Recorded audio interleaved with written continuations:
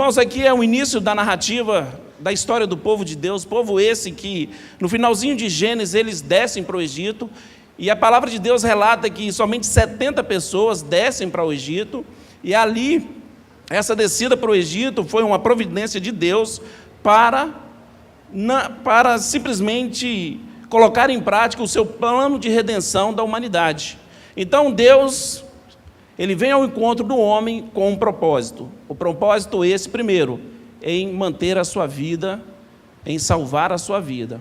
Então Deus, naquele instante, usa a vida da família de Jacó, e eles vêm então para o Egito, aproximadamente 70 pessoas. Lá no Novo Testamento você vai ouvir 75 pessoas, mas conforme a visão naquele momento, alguns vão dizer que não é discrepância ou nem erro da palavra de Deus, mas que, nesse instante, é contabilizado os filhos também que já tinham nascido ali, já no Egito. Por isso que existe essa diferença. Às vezes nós aprendemos que... Qual o nome do sogro de Moisés? Jetro.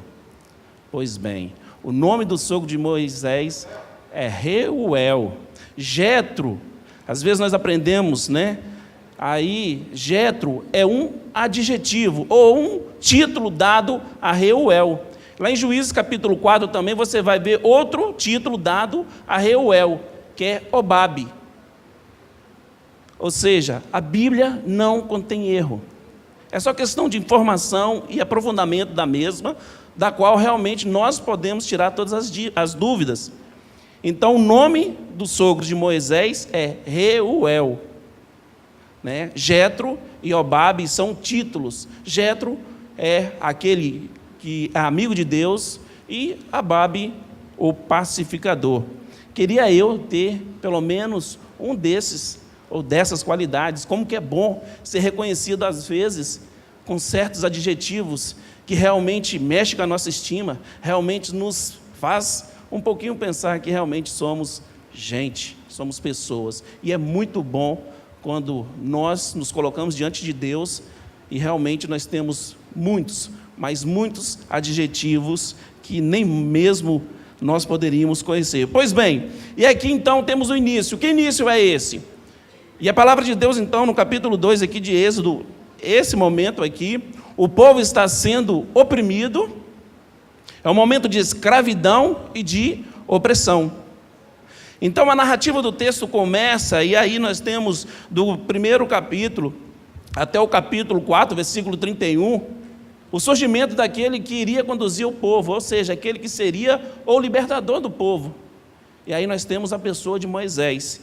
E a trama então continua surgindo no capítulo 5 até o capítulo 11, versículo 10, nós temos o conflito com o opositor, ou seja, com o faraó.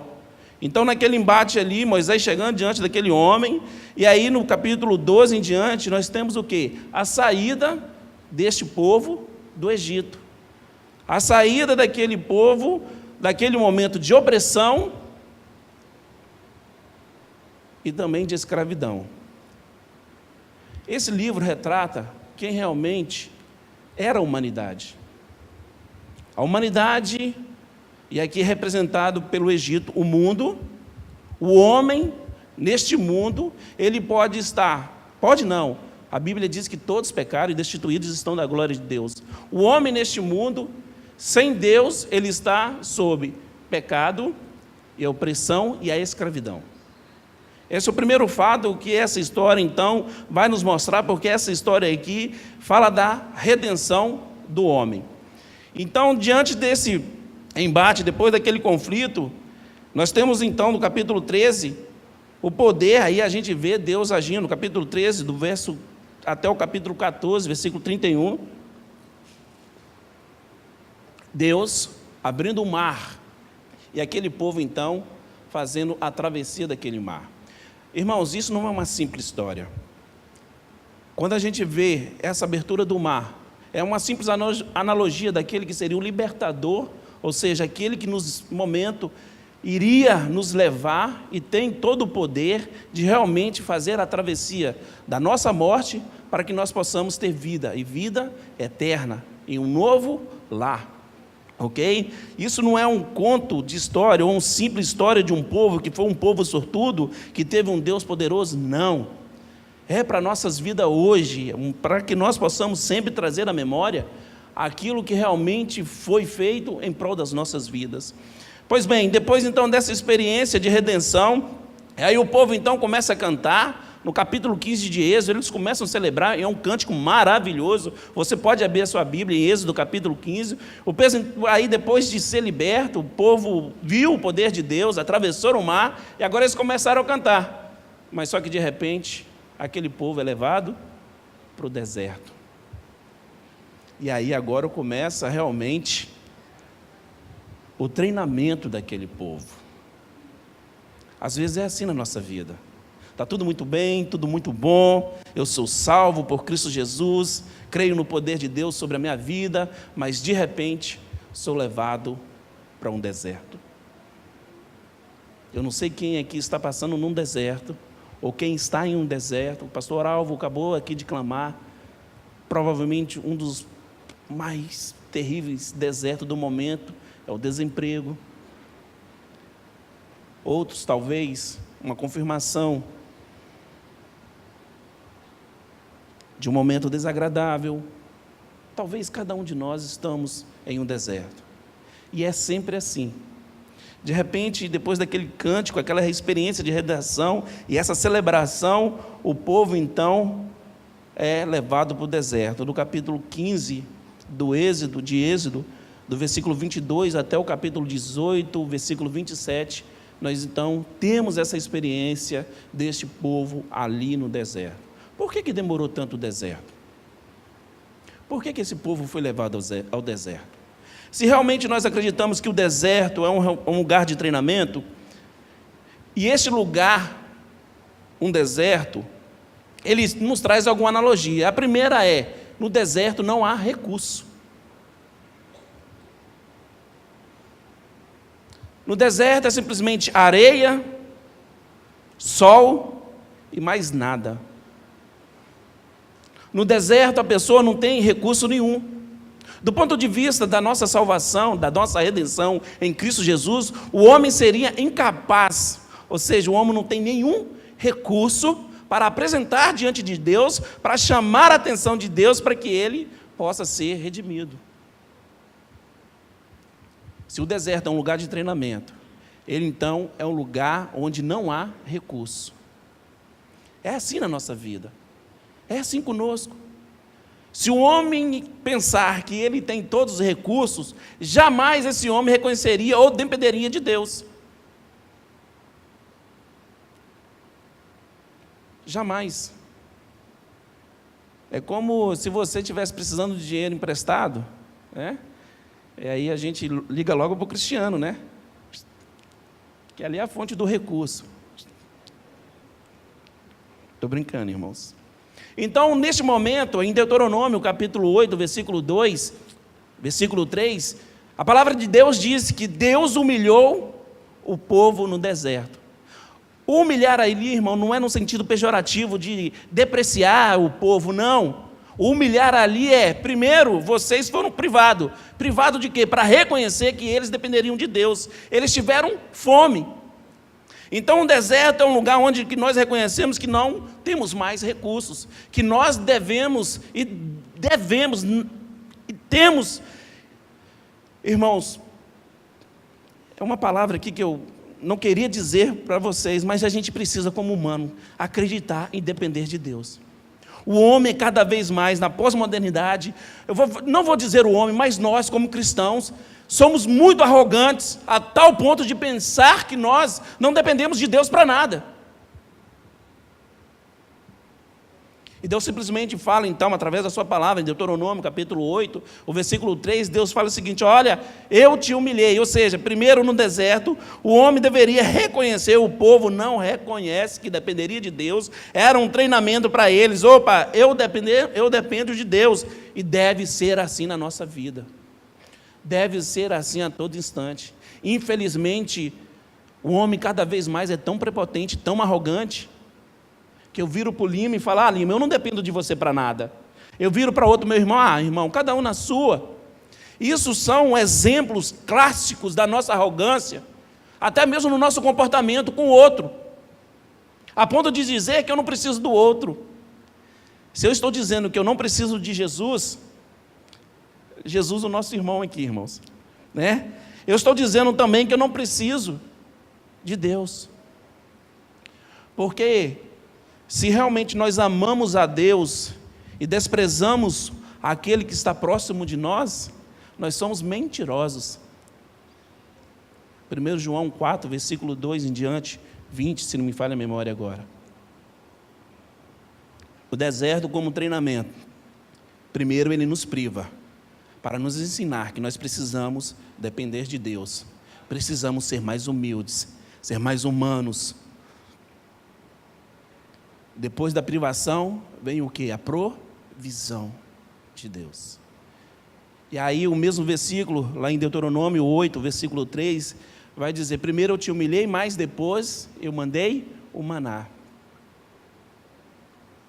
O deserto, então, ele nos traz uma consciência desse treinamento, onde nós devemos simplesmente depender de Deus, saber que no momento somos privados, e quando somos privados de certas coisas, né? Aí para a galera que está procurando uma namorada, né, que está no Salmo 70, né? Apressa-te, ó Deus, né? Calma, vai lá para o 40, calma lá, né? Esse momento vai passar, irmãos. Crê, eu casei, né? Quem é que não casa, né, Jesus? Pois bem, então, no momento desse treinamento, a gente precisa entender que quando estamos privados, ou somos seres limitados, tão dependentes de Deus, também nós temos o quê? A provisão de Deus sobre a nossa vida. E aí, então, Deus começa a trabalhar com aquele povo, mostra aquele povo que Ele queria tão somente que eles dependessem dEle. Às vezes é assim conosco. Quando nós recebemos uma notícia ruim, a gente tende a temer a segunda-feira, a terça, 2020, 2040, mas a gente não é capaz de olhar para trás e agradecer a Deus todo o cuidado ao longo da sua existência. Por que nós agimos assim? E se o deserto é um lugar de treinamento, por que o homem não é capaz de celebrar a Deus, de depender a Deus na abundância?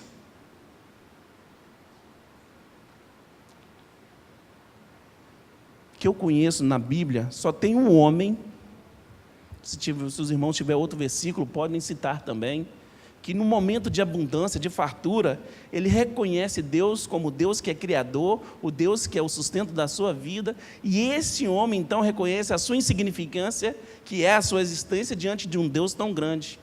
1 Crônicas 29:14, o rei Davi, ele reconhece Deus e diz assim para Deus, Deus, quem sou eu e quem é este povo que voluntariamente te oferta? Porque tudo é teu e tudo que nós temos vem de ti, vem de Deus. Então, no momento de abundância também, nós somos desafiados a reconhecer e depender tão somente de Deus. Eu não sei quem já ganhou nessa Mega Sena da virada, deve ser uma sensação muito boa. Mas acredito também que deve ser também uma experiência, e alguns dizem que todos os ganhadores, depois que ganham, né, a vida deles nunca mais é a mesma. Uns sempre são mortos, outros somem, enfim. Aí a gente percebe. Mas nós, como seres que somos limitados, finitos, o deserto, ele nos traz um reconhecimento, nós precisamos treinar, nós precisamos depender tão somente de Deus. E qual a razão para estar em um deserto? Se o deserto é um lugar de treinamento, onde aquele povo ele precisou de ser privado para ter a provisão de Deus, para reconhecer quem era Deus sobre a sua vida, qual a razão de estarmos em um deserto? E aí algumas pessoas vão dizer o seguinte, olha, não somente o treinamento, mas é um momento onde eu sei que Deus está trabalhando na minha vida.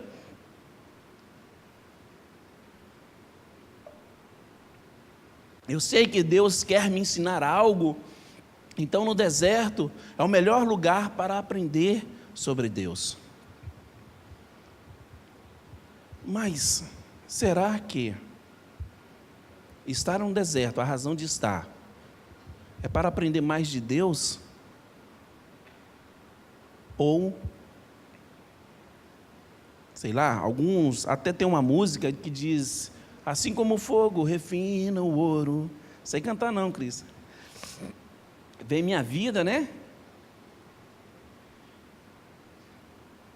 Como é que é? Vem minha vida, pois, refinar, alguma coisa assim. E aí eu fico pensando o seguinte: pois bem, se eu estou num deserto, para realmente esse fogo, né, me refinar, nós precisamos tomar cuidado com uma realidade. Porque nem sempre a razão de estarmos no deserto não quer dizer que Deus está trabalhando em nós, que nós iremos nos aperfeiçoar em alguma coisa. Porque se eu não tiver a consciência do que realmente, quem sou, e se realmente eu não sei quem é Deus, um Deus todo soberano sobre a minha vida, o deserto pode ser um lugar de reprovação. Aquela circunstância que você passa, talvez, ou um deserto que você está, e a razão de estar, pode te reprovar. Deus, em Ezequiel, capítulo 22, o verso 17 até o 20, Ezequiel 22, do 17 até o 22, temos uma história muito interessante que nos faz entender e compreender melhor a razão de estar em um deserto. Ali o povo, então, eu fico pensando, Deus com maçarico nesse homem arrogante, prepotente, né? Todo mundo sabe o que é um maçarico, irmão? Aquele negócio que sai fogo, né? E que quando a pessoa, eu não sei se é um maçarico que, tem algum ourives aqui, que faz joia, né? É assim, quem faz joia, liga aquele negócio lá, aquele trem, como um bom mineiro que sou, né? Eu jogo fogo naquele ouro, e a impureza daquele ouro sobe, né? E ali ele vai e tira aquelas impurezas. Nessa referência da palavra de Deus, não sou eu que estou falando para você, em Ezequiel capítulo 22, dos 17 ao 22, Deus então, digamos assim, liga o maçarico, né? Neste homem arrogante, prepotente, que acha que não depende de Deus, que acha que não precisa de Deus para nada, que acha que não precisa dos seus irmãos para nada, que não precisa da igreja para nada, que não precisa de ninguém. Este homem que acha que é uma pepita de ouro, né? E aí Deus vem então com seu maçarico e derrete aquela pepitona de ouro que se acha, aquele arrogante, prepotente. Aí o texto de Ezequiel diz que só tinha refúgio. É assim.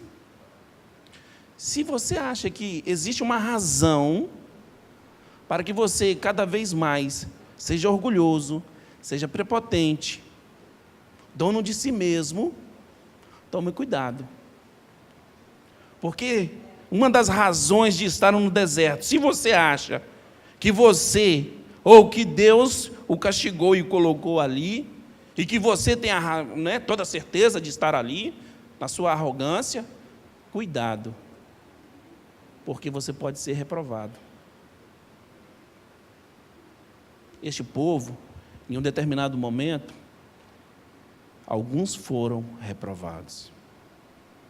Nem sempre a razão para estar no deserto não quer dizer que eu já seja bom o suficiente, ou que eu sou o melhor crente em Cristo Jesus, e a razão de estar aqui é para eu ser melhor ainda do que vocês.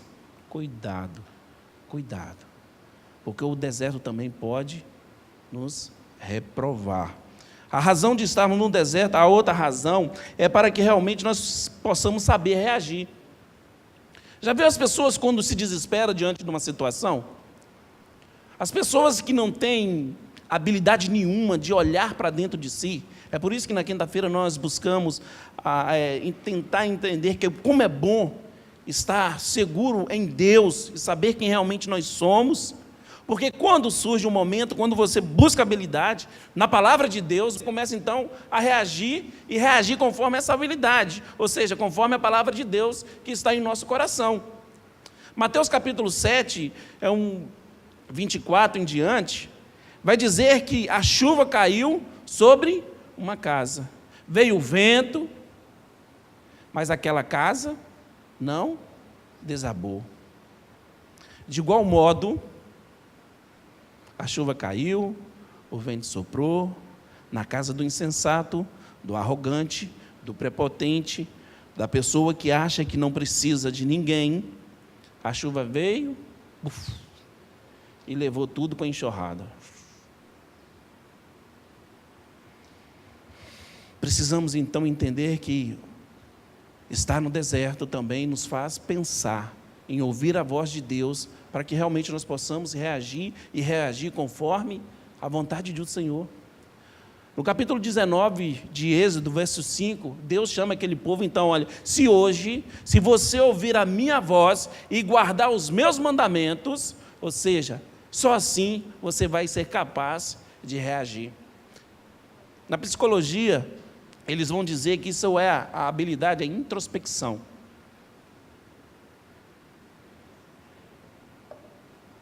Né? A pessoa que olha para dentro de si e busca a habilidade para poder reagir.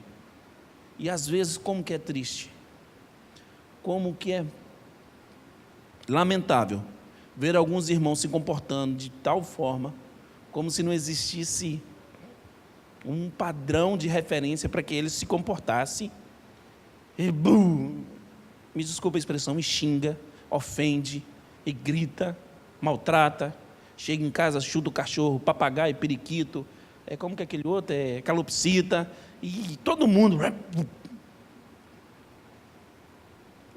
calopsita também, tem muita gente que tem calopsita, e aí então a pessoa não busca nenhuma habilidade, não tem, mas eu estou passando num momento difícil da minha vida, você precisa compreender. Não, mas espera aí, a gente compreende, e a gente sabe, nós temos empatia, a gente está aqui, mas calma lá. Outra razão, então, de estarmos em um deserto se estamos sendo treinados, nós precisamos estar conscientes que podemos ser reprovados, precisamos ouvir a voz de Deus para que realmente possamos reagir, porque aí em Êxodo, capítulo 19, até o capítulo 31, versículo 18, aquele povo aceita, então, a lei do Senhor. Maravilha, aquele povo então recebe os 10 mandamentos, e eles ali estão compromissados com o Senhor, e vamos que vamos. Mas só que de repente aquele povo, depois a gente vai chegar lá, não soube reagir conforme a palavra de Deus. Em terceiro lugar aqui, a razão de estar no deserto, também não é somente a nossa reação, mas se realmente nós estamos ouvindo a voz de Deus.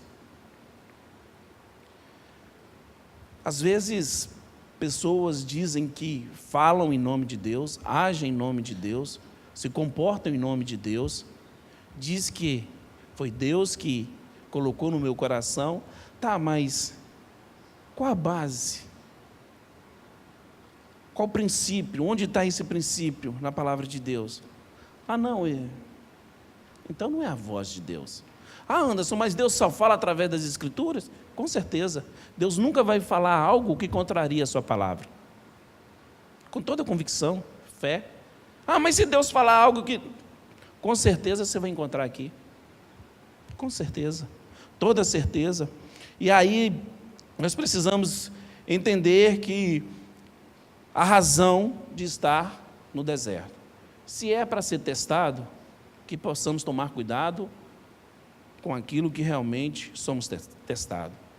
Se serei aprovado, vai depender daquilo que eu estou ouvindo de Deus. Se eu estou sendo reprovado, com certeza eu não estou tendo a sensibilidade de ouvir Deus. Eu não tenho a possibilidade, não estou tendo a possibilidade de reagir conforme a palavra de Deus.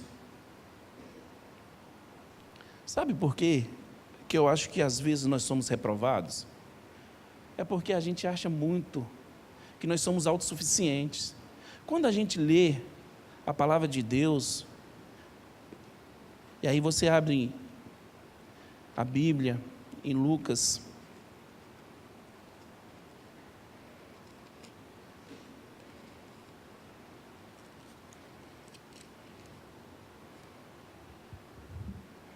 Lucas 6,31, diz assim: como quereis que os homens vos façam, assim fazei-o vós também a eles. Assim, como quereis que os homens vos façam, assim também vós o fazeis a ele.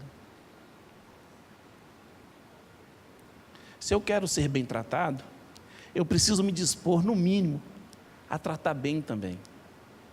Se eu quero que ninguém grite comigo, eu preciso também ter a consciência de não gritar com ninguém, não ofender ninguém. É óbvio que o momento alguém vai chegar e vai gritar conosco, vai nos ofender, é óbvio. Mas nós precisamos pensar e reagir conforme a palavra de Deus. Espera aí, se eu quero que o outro me trate bem, eu vou tratar o outro bem. E aí a gente se desprende da nossa subjetividade. Ah, não, comigo é assim, bateu, levou. Mas espera aí, tem outro princípio bíblico que nos ensina que nós devemos reagir de forma diferente. Se alguém bate no nosso rosto, aí Jesus está dizendo, né? Se alguém bateu, o virar a outra face é reagir. Se veio violência, nós somos desafiados a não reagir com violência. Se veio gritaria, nós não devemos reagir com gritaria. E como que é difícil isso? Como que é desafiador para nós realmente reagir conforme a palavra de Deus? Sabe por que nós não reagimos? Porque queremos nós dizer que eu sei o que eu faço, eu estou certo, aquele irmão mereceu, o irmão Raul não falou comigo, por isso que eu gritei com ele mesmo. E às vezes nós somos reprovados no nosso comportamento, no nosso falar, no nosso agir. Às vezes desesperamos. Precisamos, irmãos, mais que imediatamente a igreja de Cristo Jesus realmente pôr em prática os valores cristãos, não normas, não regras, mas valores, princípios. Esses versículos que eu li aqui para vocês, são questão de valores, princípios, que realmente vai de encontro à nossa natureza, essa natureza pecaminosa que diz para Deus, não, aqui eu cuido da minha vida.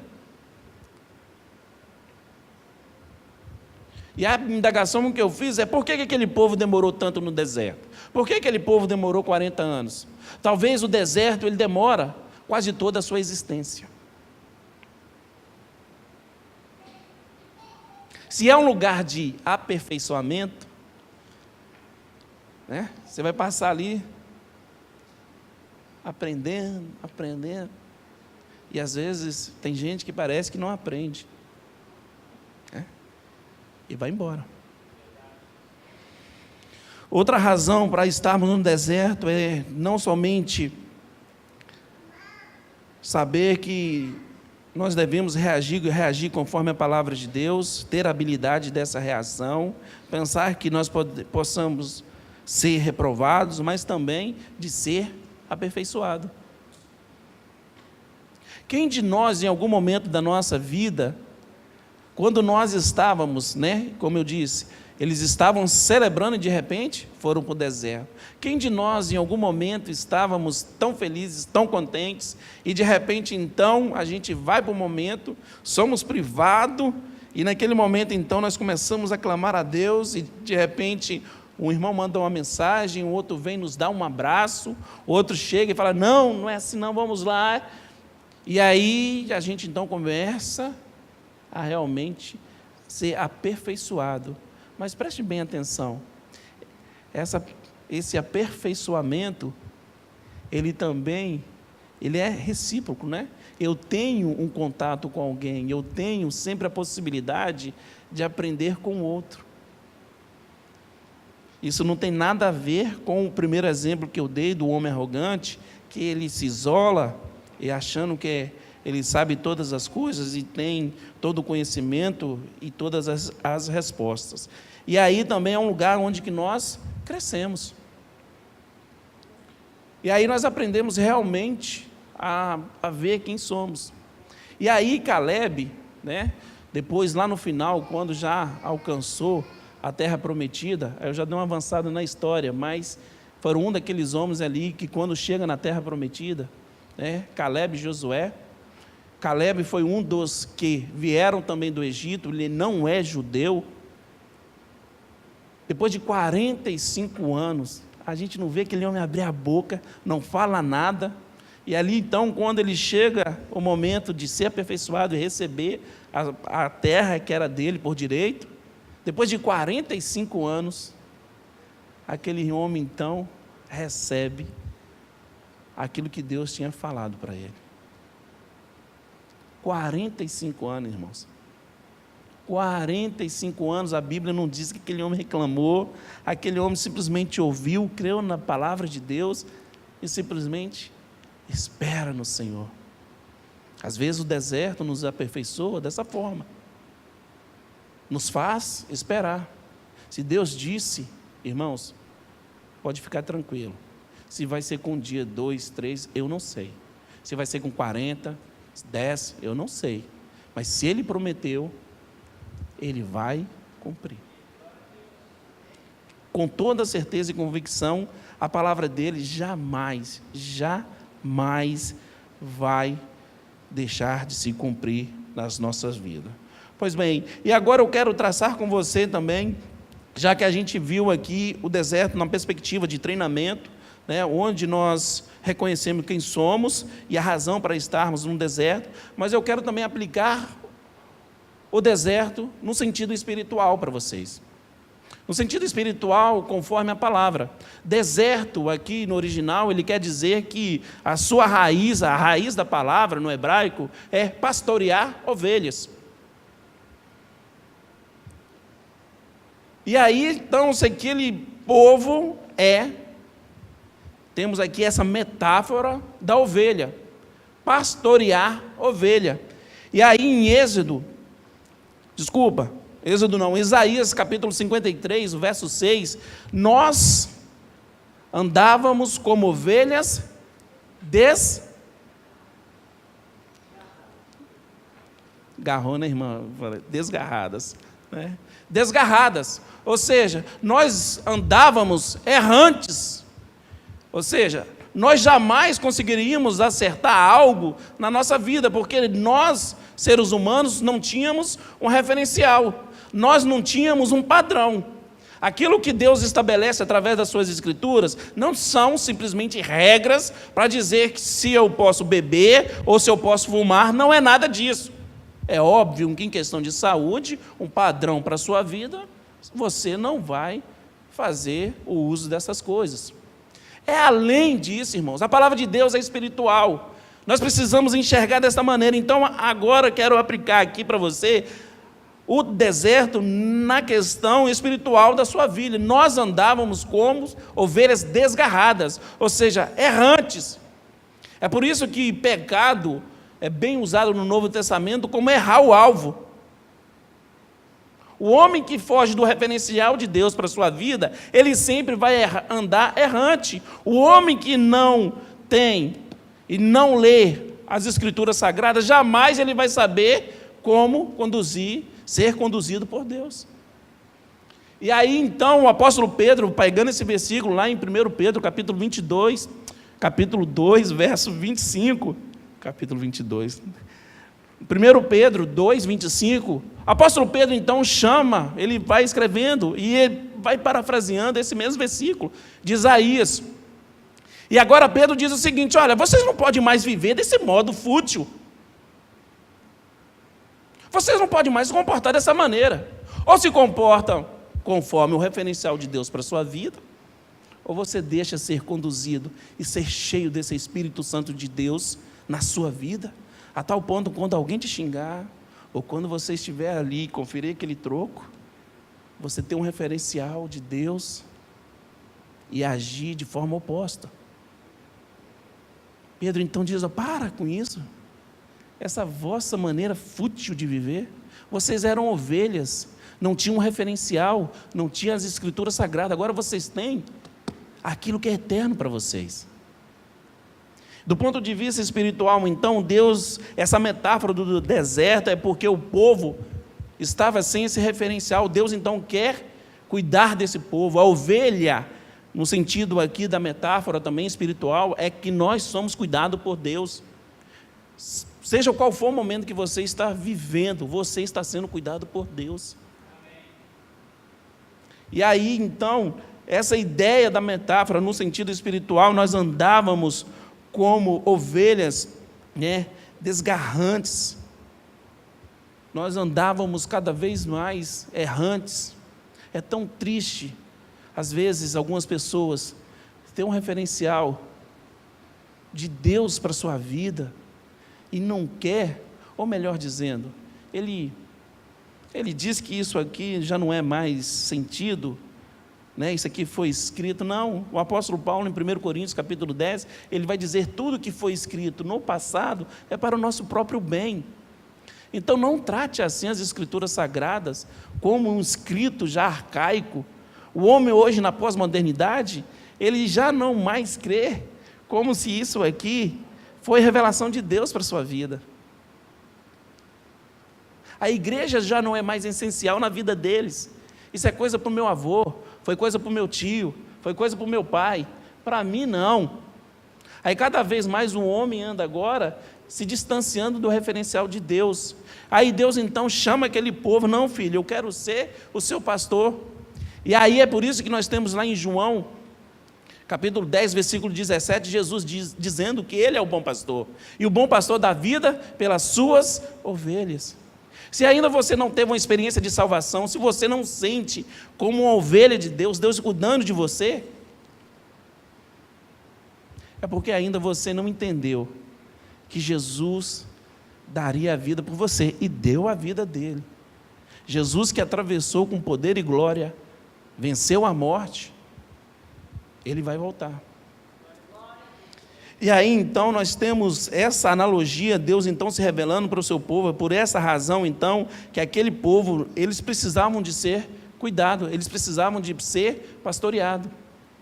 No sentido espiritual também, todo homem limitado que é, todo ser que jamais foge da referência de Deus, ele precisa de um guia. É por isso que no Salmo 78, versículo 52, o salmista vai dizer, e aí a gente precisa entender, se nós estamos num deserto, nós precisamos de um guia. E aí o salmista vai dizer o seguinte: fez o seu povo sair como ovelhas e o guiou pelo deserto como um rebanho. Percebe bem? Aquele povo que precisava de um pastor, nós, a humanidade, o mundo precisava de entender que o bom pastor daria a vida pelas suas ovelhas. Aqui então, na história desse povo, Deus começa então, através daquela opressão, através daquela escravidão, mostrar que um dia haveria aquele que realmente daria a vida por cada um de nós. E aí nós temos então a ideia no sentido de que nós precisamos entender e compreender a palavra de Deus, que do verso do capítulo 36 até o verso 40, a gente vê aquele povo então, já agora diante de Deus, desfrutando da graça do Senhor, através do tabernáculo, do sacerdócio e do sacrifício. Quem é o tabernáculo? Quem é o sacerdote? Quem foi aquele que se fez sacrifício por nós? Cristo Jesus. Do ponto de vista espiritual, então, o homem que, quando erra, quando anda sem esse referencial, haveria a necessidade, então, de Cristo Jesus, através da sua graça, ser manifesta na cruz do Calvário sobre as nossas vidas. E aí esse Deus Todo-Poderoso se encarna, Ele faz esse tabernáculo, Ele tabernaculou entre nós. Ele não é somente o tabernáculo, mas em Hebreus 7, 25 vai dizer que Ele é o sacerdote que intercede por nós. Olha que maravilha. Quando eu lembro desse versículo, eu falo assim, graças a Deus, que Cristo Jesus está intercedendo por mim, nesse momento triste da minha vida, nesse momento alegre da minha vida. E aí, esse mesmo Cristo se sacrifica a sua vida por nós. No Salmo 95, aproveitando a analogia da ovelha, vai dizer o seguinte, 95, versículo 7, diz assim a palavra do Senhor: Ele é o nosso Deus, e nós, o povo do seu pasto, ovelhas de sua mão, ou seja, aquele que cuida da gente, aquele que realmente está conosco em todo e qualquer momento da nossa vida. Hoje, se ouvirdes a sua voz, não endureçais o coração. Olha o que o salmista escreveu, aproximadamente aqui, já tinha aqui uns 300 ou 400, 500 anos mais ou menos, e aí então esse homem de Deus, inspirado por Deus, diz: como no dia de Massá, no deserto, quando vossos pais me tentaram, pondo-me à prova, não obstante, terão visto as minhas obras, mesmo vendo o poder de Deus, mesmo vendo o cuidado de Deus, mesmo maná caindo do céu, o povo ainda endureceu o seu coração. De igual modo, às vezes pessoas viu ou ler através da história que Jesus veio, morreu, Ele ressuscitou e vai voltar, e tem pessoas que não acreditam. E o desafio hoje, se você ouvir a voz de Deus, não endureçais o vosso coração, como em Meribá, como no dia de Massá no deserto, quando vossos pais me tentaram, pondo-me à prova, não obstante terem visto as minhas obras, durante 40 anos estive desgostado com essa geração, e disse: é povo de coração transviado, não conhece os meus caminhos. Por isso, jurei na minha ira, não entrarão no meu descanso. Palavra de Deus para você, um desafio de Deus para a sua vida. Se realmente você está endurecendo o coração, quando ouve a voz de Deus, não faça isso. O exemplo que foi dado no deserto, exemplo esse que é para o nosso bem, possamos aplicar do ponto de vista espiritual, que realmente o Senhor é o nosso pastor, e o que eu tenho é necessário. O salmista Davi, escrevendo no Salmo 23, ele vai dizer: o Senhor é o meu pastor. Na tradução de vocês está: nada me faltará, mas não é que nada me faltará. O original vai dizer: o Senhor é o meu pastor e o que eu tenho é necessário. O que você tem para a sua vida é necessário. É necessário para que realmente você dependa de Deus. É necessário para que realmente você possa ouvir a voz de Deus. É necessário para a sua vida, como seu Salvador, como seu Redentor, aquele que é o único capaz de perdoar os seus pecados. É aquele que realmente pode te livrar da escravidão do pecado. Talvez você possa pensar: poxa vida, mas eu não bebo, eu não fumo, mas eu não faço isso, sabe? Todos nós estávamos sob o mesmo jugo, a mesma condição, desgarrados, longe de Deus, longe do referencial eterno para as nossas vidas. Que nessa noite você possa ser acolhido em meio ao seu deserto. Não sei qual é, mas Deus sabe. Se você tem um deserto como treinamento, você possa pensar, se você também possa analisar do ponto de vista espiritual, se você é ou não ovelha deste pasto.